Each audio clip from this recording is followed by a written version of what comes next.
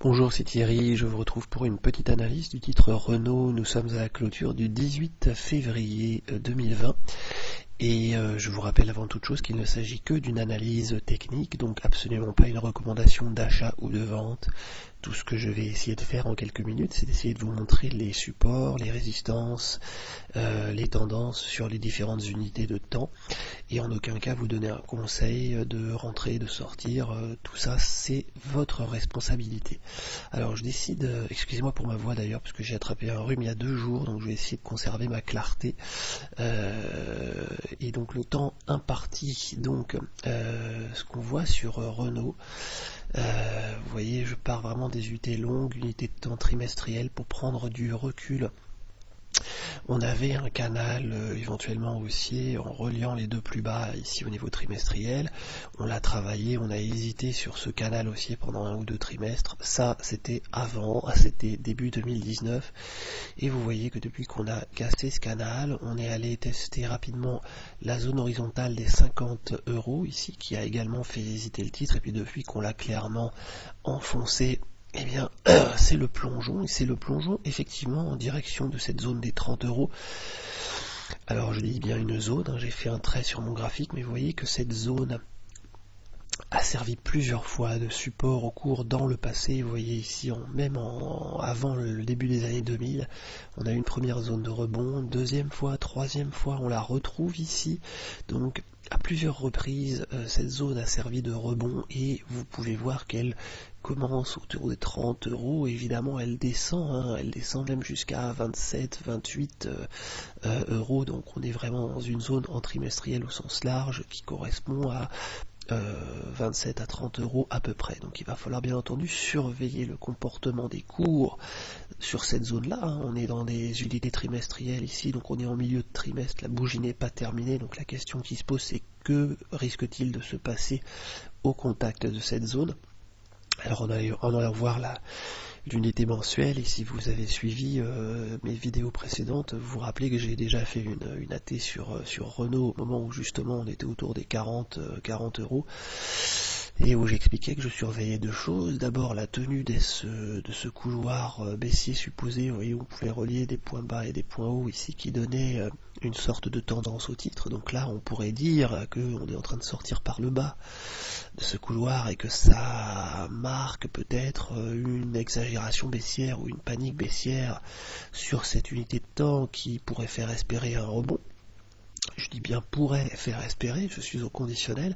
Et puis je suivais surtout le report de range. Vous voyez les trois lignes vertes. Alors c'est très simple, moi ces lignes ce sont des isolations de niveau clé sur lesquelles le titre a rebondi ou s'est heurté par le passé.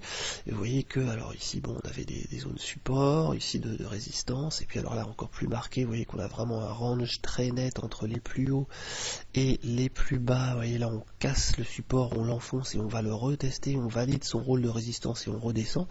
Donc souvent dans ces cas-là on a un report de range, on fait le symétrique et on regarde ce qui se passe si on va aller chercher le symétrique du range en se disant que ça peut jouer un rôle de support, surtout s'il correspond graphiquement à une zone support précédente du titre, ce qui est déjà le cas. Donc vous voyez que là ça passe plutôt vers 28 qui est également d'ailleurs la zone par laquelle passe la Bollinger sans période 1 sur cette unité de temps là. Donc toute cette zone de 28 à 30 évidemment, il va falloir la surveiller, mais attention, on est quand même dans un contexte où techniquement on a pour l'instant un non-croisement baissier en cours sur la MACD, on a une synchronisation baissière avec un retournement baissier du cycle court, vous voyez les puissances cycles. Donc attention, c'est pas parce qu'on arrive sur un support qu'il va jouer son rôle, et pour l'instant nous n'avons pas de confirmation évidemment haussière, les bandes de Bollinger sont baissières, la MM est baissière sur cette unité de temps. Alors allons voir rapidement sur les unités inférieures si on peut glaner un peu d'informations supplémentaires. Eh bien, on est en unité hebdomadaire, vous voyez qu'on est toujours baissier, moyenne mobile 20 périodes, les Bollinger sont toutes les deux baissières, on appuie toujours sur la bolle inférieure, on a eu un non-croisement baissier également ici de la MACD, on a toujours une synchronisation baissière des cycles sur la puissance cycle, donc s'il y a un espoir, il ne va pas venir de l'unité hebdomadaire, pour l'instant en tout cas. Et en unité jour, nous y voici, eh bien, on a un peu le même scénario, on a une moyenne mobile 20 périodes baissière, les Bollinger qui latéralisent un petit peu, mais enfin, bon, qui continuent de baisser globalement, avec la MM20 fait toujours échec à n'importe quel rebond des cours. Pour l'instant, on échoue complètement sur la MM20, même en unité jour, et on enfonce à chaque fois les plus bas.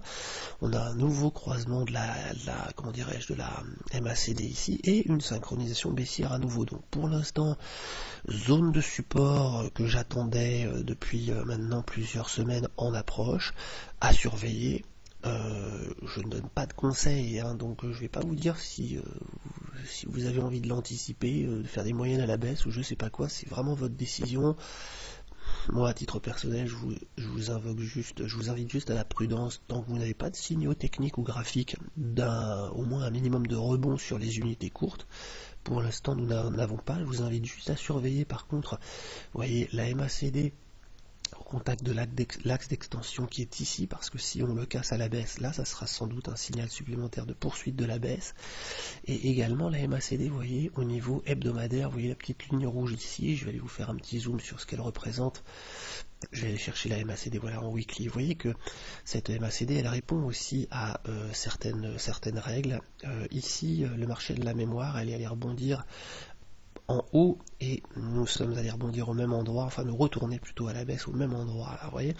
Et donc pareil, sur cette ligne rouge ici, cet axe de propagation, nous avons rebondi une première fois là et nous avons rebondi une deuxième fois exactement au même endroit. Donc bien entendu, d'ici quelques semaines, eh bien il faudra surveiller la MACD en hebdo pour voir son comportement si jamais elle vient toucher cet axe rouge et quel sera le comportement des prix. Si jamais la MACD retourne à la hausse et croise à la hausse, nous aurons peut-être un signal à ce moment-là, donc à confirmer par d'autres signaux techniques, mais en tout cas un premier signal sur la MACD comme quoi les prix pourraient se retourner à la hausse. Vous voyez qu'en tout cas on n'est pas encore venu toucher cet axe pour l'instant. Et puis ce que j'aime bien aussi, c'est que cet axe se trouve hors des zones de contre-mesure définies par Gilles Leclerc, vous voyez, c'est-à-dire les Bollinger de la MACD. Donc quand on se trouve hors de ce nuage gris là des contre-mesures, eh bien le signal en général a plus de force. Donc voilà, je surveille en particulier la zone des 28-30 au niveau des prix et puis le comportement de la MACD. Vous voyez qu'on n'y est pas encore, éventuellement si on arrive sur cet axe d'extension ici. Voilà, j'espère que tout ceci vous aura été utile, je vous souhaite d'excellents trades.